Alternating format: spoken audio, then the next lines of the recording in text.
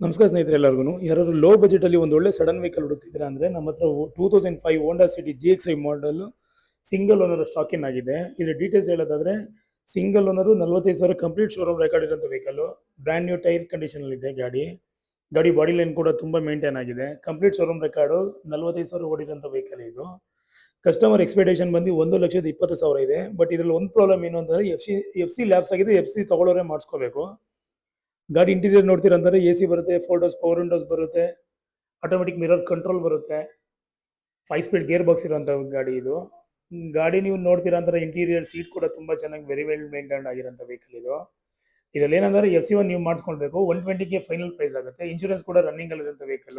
Just 45 ಓಡಿರೋಂಥ ಗಾಡಿ. ಈ ಗಾಡಿ ನೀವು ಏನೋ ನೋಡಬೇಕು ಅಂದರೆ ನಮ್ಮದು ಲೊಕೇಶನ್ ಬಂದು ನಾಗರಬಾವಿ ಸೆಕೆಂಡ್ ಸ್ಟೇಜು ಪಾಪ್ರೆಡ್ಡಿ ಪಾಳ್ಯದಲ್ಲಿ ಇರೋಂಥದ್ದು.